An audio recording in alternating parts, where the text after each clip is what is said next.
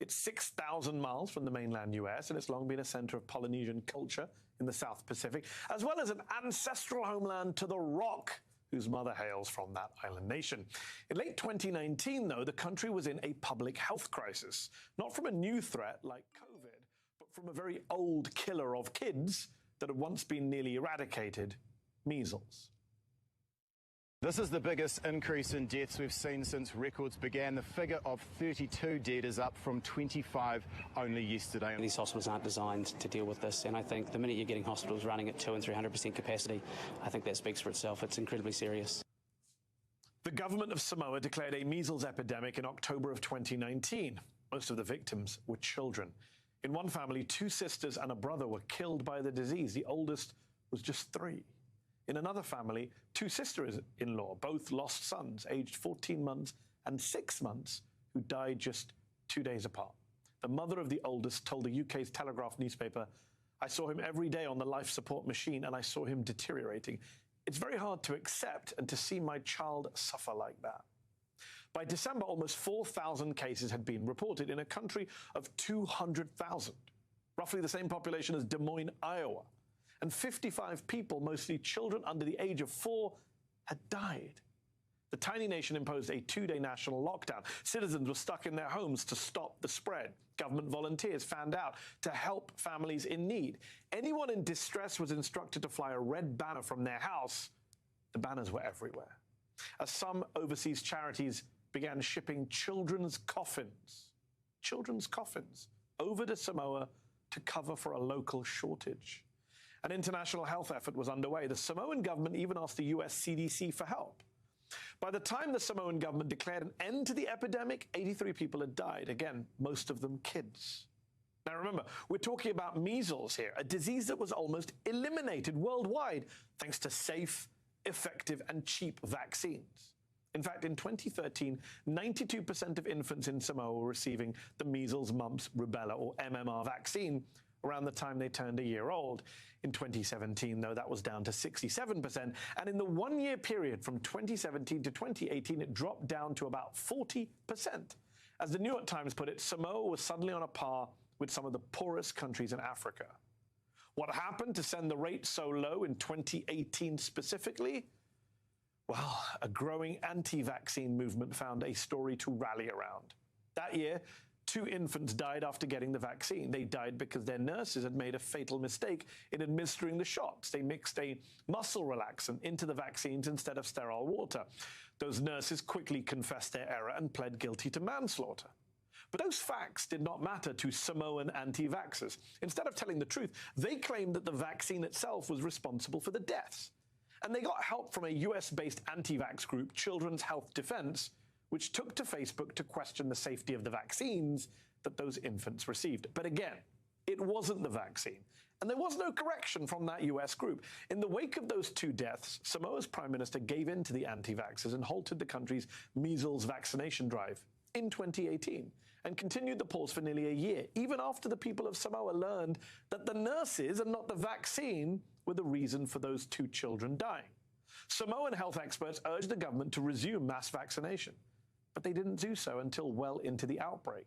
The founder of Children's Health Defense, a prominent American anti-vax activist, would later tell a Samoan newspaper that he had the prime minister's ear on the issue and that the island nation's leader had privately shared his doubts about the safety of immunizing the public. That activist, quote unquote, had become something of a celebrity in Samoa. He was honored as a guest of the prime minister. He met with local anti-vax activists. Who was this American anti-vaxxer who bragged after the epidemic about his sway with the Samoan leader? Actually, he's the reason why I'm telling you all this. When I am the President of the United States, I am going to end the chronic disease epidemic in this country. ADD, ADHD, speech delay, language delay, tics, Tourette's syndrome, ASD, and autism. This is crippling to the middle class in this country. And we need to figure out what it is. Yes, that's Robert F. Kennedy Jr., who's running against Joe Biden for the Democratic presidential nomination. RFK Jr., who heads the anti-vax Children's Health Defense Network, which has since been banned from Facebook and Instagram for spreading misinformation. RFK Jr., who in June 2019, along with his wife, actress Cheryl Hines, was a special guest of the Samoan Prime Minister at the country's Independence Day celebration. While on that trip, Kennedy also just happened to meet with one of Samoa's most prominent anti-vaxxers, and she posted a pic of them together on Instagram, along with the hashtag #InvestigateBeforeYouVaccinate. It's on that trip that Kennedy would later brag where he spent extensive time with the Samoan leader. Quote, "The Prime Minister was a joy to be with. He spent a lot of time with us. We met many health officials."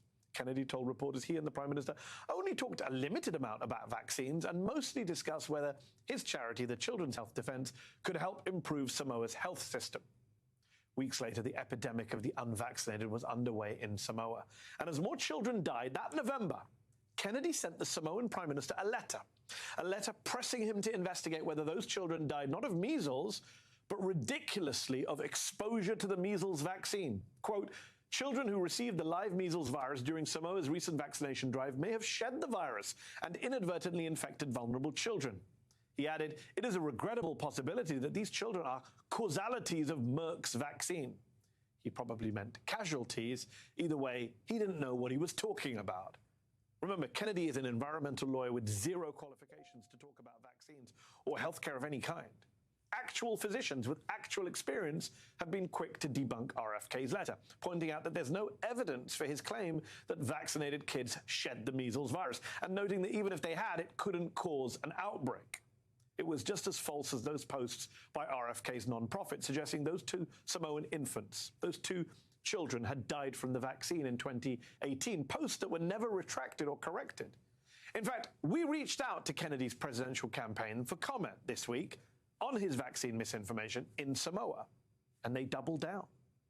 This is who RFK Jr. is. This is the brand he's running on. He'll deny he's anti-vaccine, and then he'll tell anti-vax crowds falsely that this is how measles epidemics end. The thing that cured it was nutrition and clean water, not the vaccine. No, the thing that ended the epidemic was when an emergency vaccine drive got rates back above 90% in Samoa by the end of December 2019. But what does RFK Jr. care? As ignorance, misinformation, and conspiracy theories go mainstream and get monetized, this is how he gets on the Joe Rogan podcast and gets anti-vax followers to swarm reputable doctors. And yes, I could tell you about Kennedy's gaffes, like the photoshopped Russian stock image he recently tried to pass off as a campaign ad on Twitter. I could tell you how even his own family, with the name that he's traded on for years, has blasted his campaign to attack the institutions committed to reducing the tragedy of preventable infectious diseases. I could tell you how excited former Trump White House aide and pardoned felon Steve Bannon is about RFK's candidacy and its potential to tilt the 2024 election to Trump. But really, all you need to know about Robert F. Kennedy Jr., about his role in our public life, about his contribution to humanity, is encapsulated in the story of the measles epidemic that killed scores of children in Samoa in 2019. An epidemic not just of disease, but of misinformation and vaccine denial, fueled by a politically ambitious Kennedy kid with the ear of that country's leader. A politically ambitious Kennedy kid now challenging Joe Biden for the Democratic presidential nomination. So, the next time you see RFK Jr. described just as a vaccine skeptic or a political maverick, remember that that does not do justice to who this guy is. There are very horrible, deadly, real-world consequences to his vaccine stance. The consequences in Samoa were the needless deaths of more than 80 people, most of them kids. I mean, a mother having to watch her dying child suffer in pain? Does RFK Jr. give a damn? Who knows? But what we do know is that he's a proven public health threat who spreads fear and lies and conspiracies. So some of you watching today may want an alternative to Joe Biden in the Democratic presidential primaries, which is fine. I get it. But RFK Jr. ain't it.